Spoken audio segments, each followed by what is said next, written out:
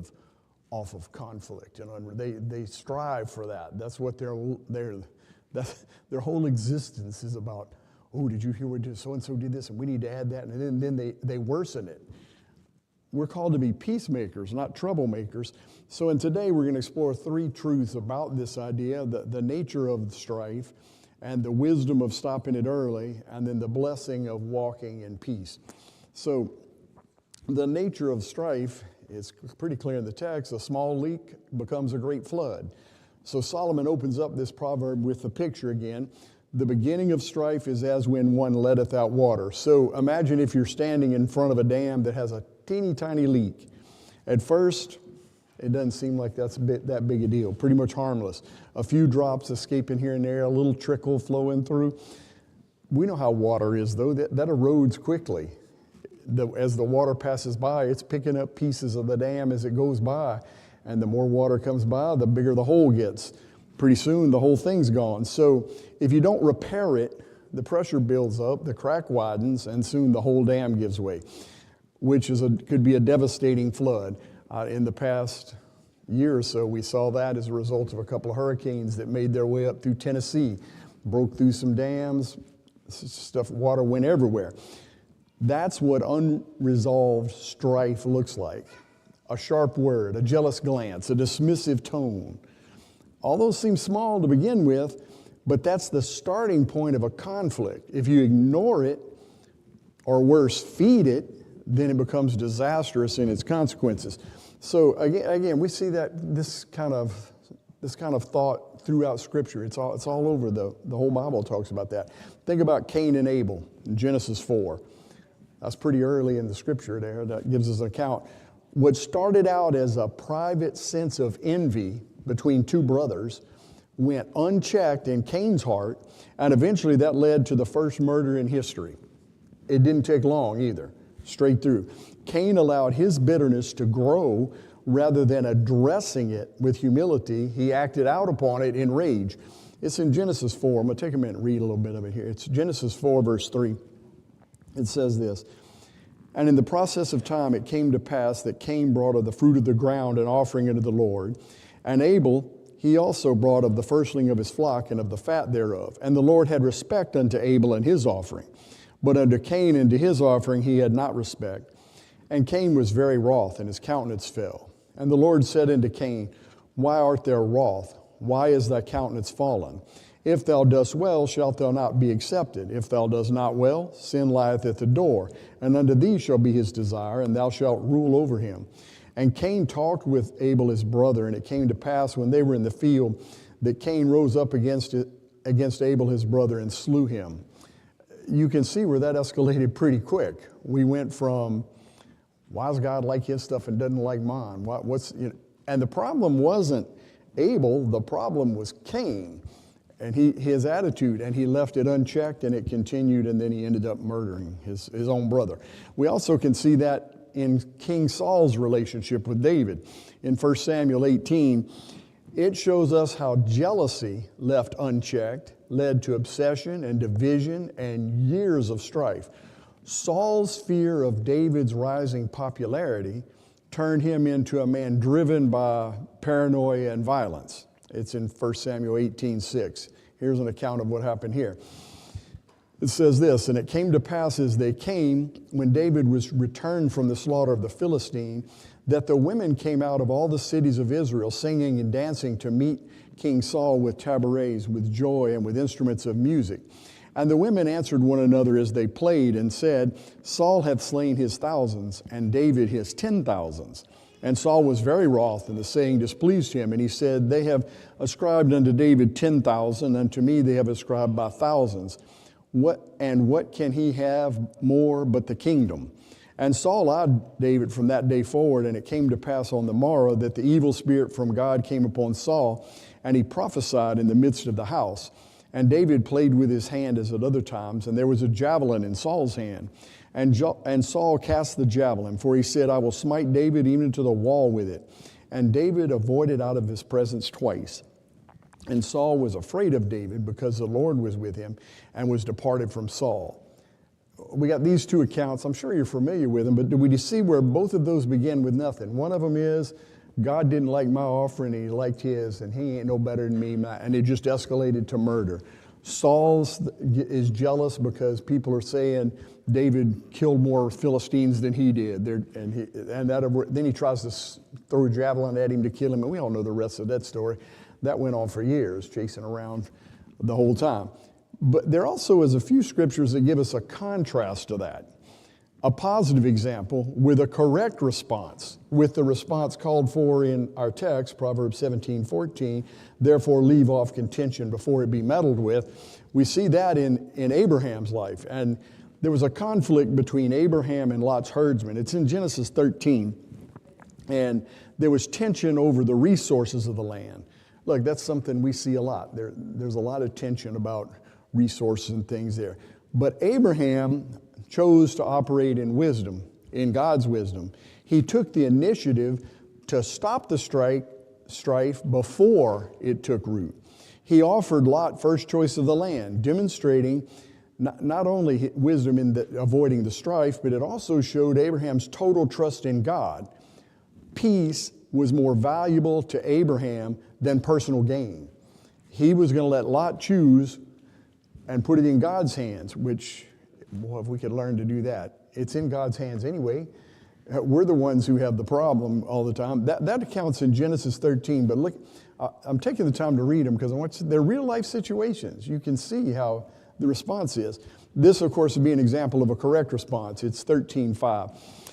And Lot also, which went with Abraham, had flocks and herds and tents, and the land was not able to bear them, that they might dwell together, for their substance was great, so that they could not dwell together. And there was a strife between the herdmen of Abram's cattle and the herdmen of Lot's cattle, and the Canaanite and the Perizzite dwelt then in the land. And Abraham said unto Lot, let there be no strife, I pray thee, between me and thee, between my herdmen and thy herdmen, for we be brethren. Is not the whole land before thee? Separate thyself, I pray thee, from me. If thou wilt take the left hand, then I will go to the right, or if thou apart to the right hand, then I will go to the left. And Lot lifted up his eyes and beheld all the plain of Jordan, that it was well watered everywhere, before the Lord destroyed Sodom and Gomorrah, even as the garden of the Lord, like the land of Egypt, as thou comest unto Zoar. Then Lot chose him all the plain of Jordan, and Lot journeyed east, and they separated themselves the one from another. So all three of these examples, they demonstrate this truth from Proverbs 7:14, that strife often starts very small, but it grows very quickly. It escalates fast. In our own lives, we've got to ask the question, what are early signs of strife showing up? Tension in a marriage, resentment among coworkers, unresolved issues in the church, a friend group. Like a crack in a dam, these moments may not seem so urgent at that time, but left unattended, they can destroy everything. Solomon's wisdom here is calling us to take these moments seriously and to respond before it's too late. You can't just let it keep going. I know most people don't like conflict. Most people don't want to get in the fight about that. So when the strife comes, the quote, I'm a good churchgoer, I'm just going to let it slide. You can't let it slide. It's got to be addressed. We're going to get more to that point in just a minute too. Here it's telling us you can't just let them little things just linger on and on and on. They just get bigger and bigger and bigger, and then it's a whole all-out war in effect. Which brings us to the second point of the lesson. The therefore of the wisdom here is to stop that strife before it grows. Therefore, leave off contention before it be meddled with. So in other words, since conflict escalates quickly, the wise course of action is to walk away before it spreads. The word therefore, again, always is demanding a response. As I've been studying these lessons, that keeps coming up. Therefore demands a response. I've gotten that so much in my head when I'm reading in the mornings other passages, I'll see the word therefore, and totally unrelated to this study. I see it, and I've started to notice that's true. Right after the word therefore is what the response needs to be. not always how we respond, but how we should respond. Again, so all of this is not just good advice, it's a spiritual mandate. All of the things following, therefore, are rooted in God's wisdom. I want to look a minute at our text again. That word contention. Let me read it again. I'm sorry, I got to turn. Leave off contention before it be meddled with. That word contention, I looked that up in the dictionary because sometimes words have different meanings over time. Over time, the meanings change. They change a lot over time. This is what Webster says. A point advanced or maintained in a debate or argument. An act or instance of contending. Rivalry, competition. Some common synonyms of contention are conflict, discord, dissension, strife, variance. All of these words mean a state or condition marked by a lack of agreement or harmony. That's a good summary of it all. So contention applies to strife. It's a competition that shows itself in quarreling, disputing, or controversy. Again, look at the text again. Therefore, leave off contention. So we can see the controversy, the fighting, all that. But take a look at that word leave off. Leave off contention. First, it means to walk away from arguments that are unnecessary or unproductive. You don't have to argue with somebody just because they're wanting to argue with you. You don't have to. I've always heard as a Christian, if you've got a relationship with Christ, you don't need to argue with somebody about whether Christ can heal people. If he's healed you, there's no sense in that. That's a fruitless argument. You're not going to change their mind. All right? Again, Paul warned Timothy in 2 Timothy 2:23. He says this, to avoid foolish and unlearned questions, knowing that they do gender strife. So some disagreements just aren't worth engaging in. Second thing, that word leaving off contention, it means choosing to overlook offenses. This is a little subtlety right here, but Proverbs 19:11 says this, the discretion of a man deferreth his anger, and it is his glory to pass over transgression. So mature love, God's love, doesn't react to every single offense. It gives grace and space for peace to flourish. What's the goal? To continue the fight? What's the goal? To be able to say you're right? What do you get out? I can't be the only one. You argue with your spouse, and the end result is, okay, you got to say you're right. Did you gain anything by that? No, you actually damaged a lot of stuff just to be able to say you're right. Sometimes we got to be careful with that. Again, the goal is peace, not conflict. And third thing we can see about leaving off contention is that it means actively seeking reconciliation. Jesus commanded it this way in Matthew 5. Leave there thy gift before the altar and go thy way. First be reconciled to thy brother, and then come and offer thy gift. Reconciliation. So peace, not personal pride, is God's priority. When you boil it down to it, most every conflict evolves down into one thing, personal pride. I'm right, you're wrong, and that's it. That's what it comes down to. But that's not what we need to be looking for here. Conflict is never going to bring anybody to know the Lord. It exposes things there. So stopping strife early is not just a wise move, it's an urgent move. Left unresolved, strife can destroy relationships. Proverbs 18:19 says it this way, a brother offended is harder to be won than a strong city. So once a heart gets hurt, walls go up, and rebuilding trust becomes extremely difficult. Once you say it, you can't put it back in your mouth. It's out there. And once you say it, the people around you are going to react to what's been said. And if you continue, what you say is going to get worse and worse and worse as you go. And it's not going to make anything any better. So strife dishonors God. James 3:16 says this, where envy and strife is, there is confusion and every evil work. Who's the author of confusion? The devil. God is not the author of confusion. That's all the devil. So strife is only leading to that. So strife opens the door for all kinds of other sin, tons of chaos in general. Furthermore, strife robs us from an inner peace. Isaiah 26:3 makes this promise. Thou wilt keep him in perfect peace whose mind is stayed on thee. That's a lot in that little sentence right there. Thou wilt keep him in perfect peace whose mind is stayed in thee. That doesn't say everybody has perfect peace. It doesn't say you get saved and you have perfect peace. That's not what it says. But we got to realize a mind that's consumed with conflict will never know that kind of peace. You'll never achieve it. Many of us have experienced the regret of not stopping strife when you had the chance.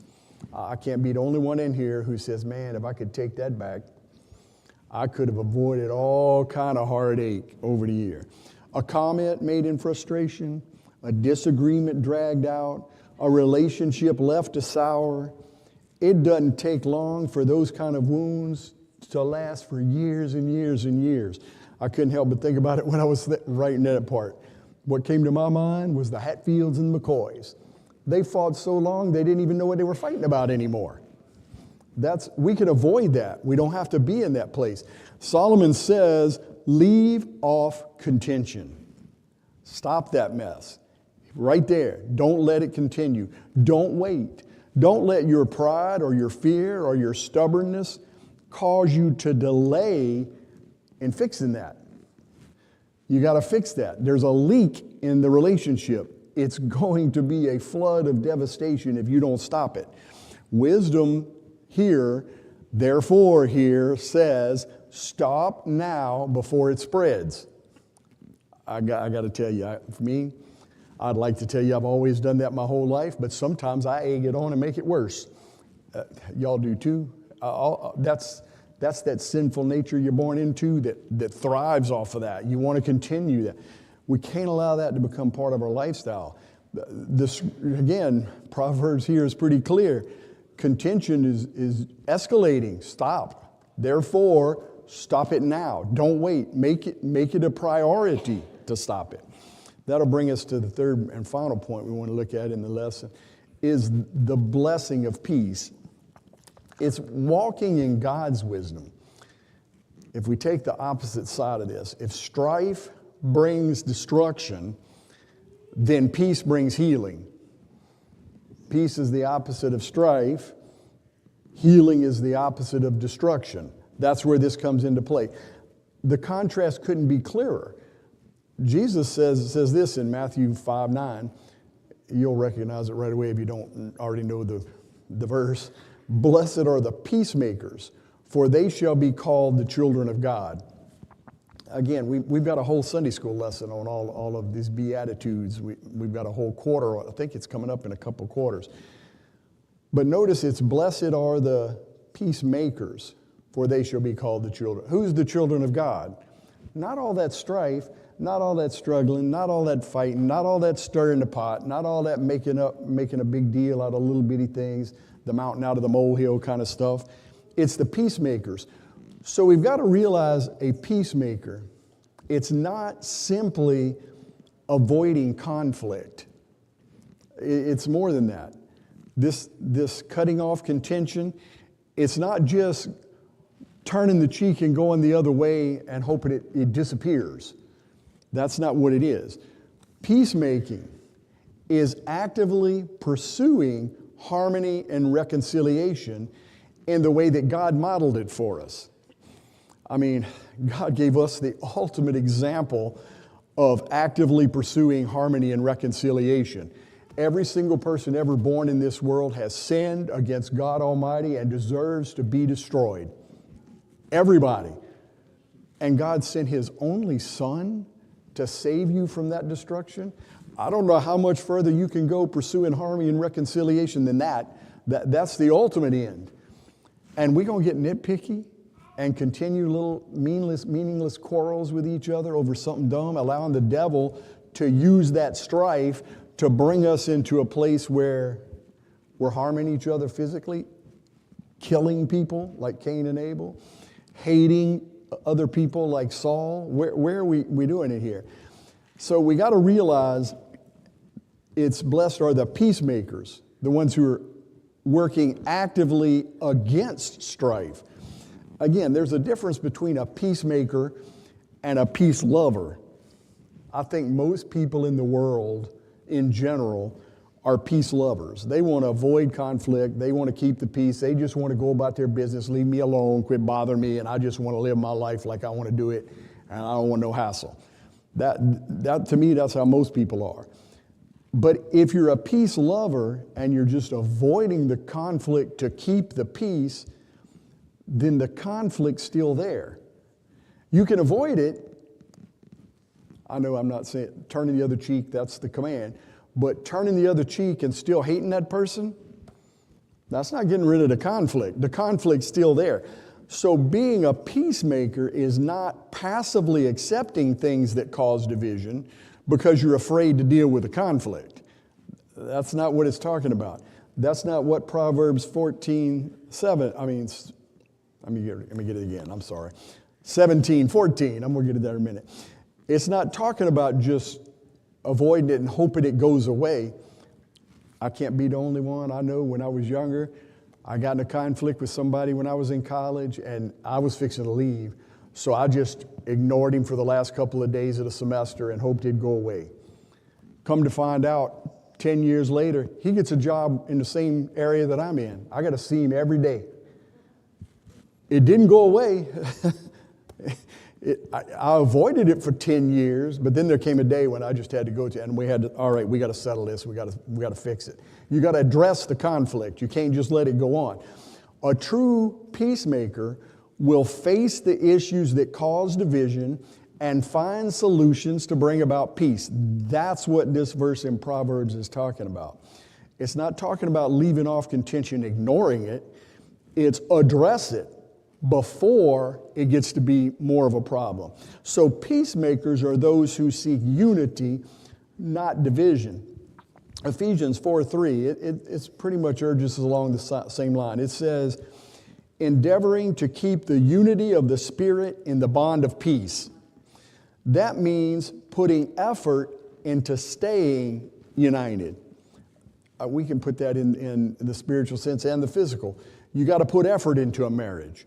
You got to put effort into a church. You got to put effort into a friendship.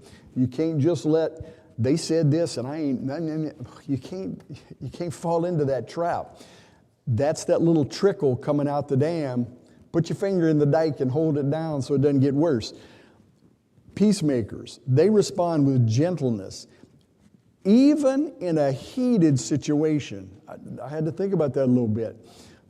I've had plenty of times where even with friends sometimes you get into a heated thing. Sometimes your best friend does something and right off the bat you jump all over them and you're like, well, we got to stop and think about what we're doing here. Even in a heated situation, the response still needs to be gentleness. Again, Christ is our best example for that. They hanging him on a cross and he didn't do anything. You know, Sister Harden, you had something. I did. I think at this point, you know, like you said, we all don't like that. But it's such a comfort when I had to do that once in my life. And I went to that person and I said, the Bible tells me I have to do this if I want to go on with you. And it just softens everything. When you say, the Bible says, because it did, it says if you have contention with your brother, leave it at the altar, go make it right and come back. And so I just thought that might help us. Yeah, I definitely like that idea. And I think every time we do what God told us to do, it's a comfort. And when we talk about this being a peacemaker, we definitely need God's help in that. He's working on both ends. He's going to tell you what to say. He's going to prepare that person to hear it. I can take that a little step further too, because I had an incident years and years ago where God said, you got to go to that guy's house. You got to apologize. And I'm arguing with God. I'm like, well, I didn't even do anything. He said, it don't matter whether you did anything or not. There's a fight going on here. You need to resolve it. I went to him and I apologized. Sometimes you can't control what they do. Here's what he told me. I don't take apologies, sorry, get out of my yard. Well, I didn't fret about it anymore after that because I did what God told me to do. I'm letting it ride, all right? So I like what you said right there, 100%.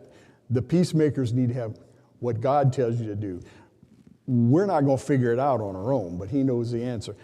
I'm still up to the point where the guy that I'm dealing with eventually, I saw him at Walmart about a month or two ago, and he actually waved at me.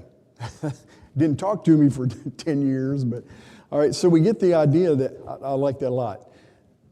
Peacemakers, that's actually come up at the very next point. Peacemakers rely on divine wisdom, not human instinct. It's not what we think, and it's definitely not our pride bowing up against people. It's doing what God said. James 3:17 tells us that wisdom from above, God's wisdom, is first pure, then peaceable, then gentle, and willing to yield. So true peacemakers don't act out of pride, they don't act anger, they don't any of that. They act out of a true desire to reflect God's character. Again, if you've got an experience with the Lord, you don't need to argue with anybody anymore. There's no argument. God said, I did. I don't have to convince you. All right? But that peacemaker demands that you address it. Again, just like when we want to talk to our friends about salvation, we're not going to save anybody. We're not. We are called to tell people, though. I'm going to tell you about the Lord. You got to decide if you're going to accept the Lord. The Lord leads me to address this issue. If I address it like God told me to, then I'm done with that. I can have that peace. Again, there's never going to be peace in your home or in your community if you're not at peace with God. So choosing peace brings a lot of rewards. First thing in choosing peace is you gain peace with God. Romans 5:1 assures us that being justified by faith, we now have peace with God through Jesus Christ. That's a done deal. Second, after we achieve peace with God, we can enjoy peace with others. When we extend forgiveness, when we apologize if necessary, when we seek understanding, relationships are restored. And thirdly, perhaps the most important part is we receive peace within ourselves, peace with our own self. A heart not weighed down by conflict and tension is a heart that's free to rejoice and to serve and to rest. This is just me. I don't think you can adequately serve the Lord if you're arguing with somebody else. I just don't see that happening. Because in that argument, that's what's in your heart. That's what's in your mind all the time. You're thinking about that. When you get peace with God, you get peace with others, and you get peace within yourself, you're free to do everything that God wants you to do. It's laid out right there. There's no hesitation anymore. You're free to rejoice in the Lord. I know Brother Marty did a lot of sermons about rejoicing in the Lord. We studied in Philippians, I think, too. We talked about that a whole lot, right? Sorry, Brother Marty. Years and years and years and years. No. but we did talk about that a whole lot, about rejoicing always. And you can't do that if that peace is not there. This verse in Proverbs is showing us how to arrive at that point. Imagine the difference in our families and our churches and our communities if everyone in this room committed to being a peacemaker. Just this room. I don't know how many people's in here, 40, all right? This 40 could not just impact this kingdom, but this community, but this state, this whole country. I mean, think about it. 12 people turned the whole world upside down. They were peacemakers. Most of them died a horrible death and crucifixion, but they were peacemakers. They didn't let the fact that people stoned them and killed them and all, that didn't matter. They were peacemakers. Again, I'm not saying it becomes a bed of roses and everything's perfect when you're a peacemaker. Peacemakers address the conflict. There's a conflict in this world between Satan and God Almighty. That's got to be addressed. If we did that, homes would be filled with laughter instead of arguing. Churches would be known for unity rather than division. Workplaces would be a whole lot less stressful, a whole lot more collaborative. That's the power of walking in God's wisdom. The power of peace over strife. Read it again. When it starts that trickle, therefore, stop the contention before it grows bigger. That's the power of therefore. Peace over strife. So in conclusion, the choice is straight before us. Proverbs 17:14, that was our text. It's more than just part of Proverbs. It's a path. A small conflict, like a small leak, may not seem dangerous at first, but it soon can turn into a raging flood. So the word therefore calls us to a decisive action. Leave off contention before it causes irreparable damage. You have a choice. All of us do. Again, that word choice, that's came up in every single lesson on therefore. This and this and this is going to happen. Therefore, this is what you need to do. The right or wrong is already settled. This brings this. That's done. It's your choice that becomes the issue. And look, our society wants to make it like it's not my fault. Yes, it is. Because you choose everything you do. Nobody can make you do anything. You know, my dad used to say, nobody can make you do anything except pay taxes. All right, well, that's debatable too. You don't have to. You can choose to feed peace instead of conflict. Unfortunately, most people in our world feed conflict. I want to read you a passage from, it's not a religious thing, it's a secular thing. This is a passage from a piece called The Little Dutch Boy Who Saved Holland. It's from Dr. Bowley's Fables for Children Who Are Too Old to Believe in Fables. I know y'all have heard it, you'll hear it. Once there was a little Dutch boy who discovered a leak in the dike. What should I do? From a single leak, a terrible breach might grow. The whole country could be flooded, and everyone he knew would drown. So he did the only thing that he could think of. He stuck his finger in the dike, and the leak stopped. Now, that story continues. There's more to it than that. And in the continue of the story, it's making a different point, a little bit slightly different point than what this lesson is. But that beginning passage from The Little Dutch Boy Who Saved Holland aptly describes the intent behind the verse we just read in Proverbs 17:14. I'm going to read that last little part again because this is the part we got to see. So he did the only thing he could think of. He stuck his finger in the dike and stopped the leak. There's what we need to do. That strife shows its ugly head. Put your finger in the dike and stop it. Don't let it continue. That coworker's picking on another coworker, go over there and address it. That guy in the church is causing trouble with you, go over there and address it.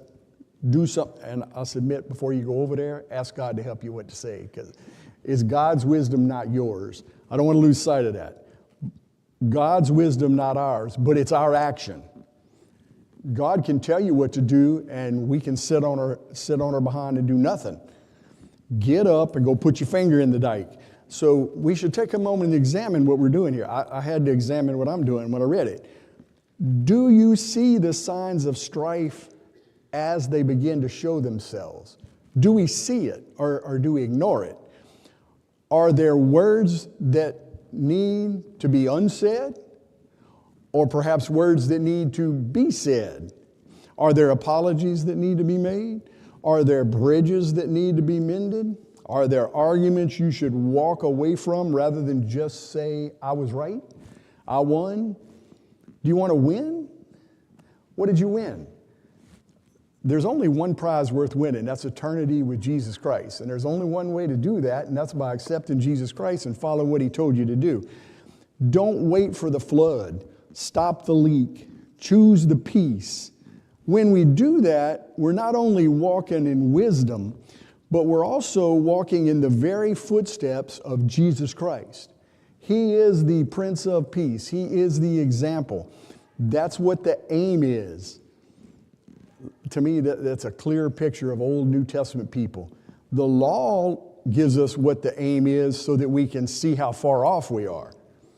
Christ gives us what the aim is to see how to achieve it. You can't achieve the law on your own, but by following Christ, obeying Christ, you are achieving the law. You're achieving peace. We can be peacemakers instead of peace lovers if we want to. Thank you all very much, and we got a couple more lessons on Proverbs, and therefore we'll be done. Thank you all.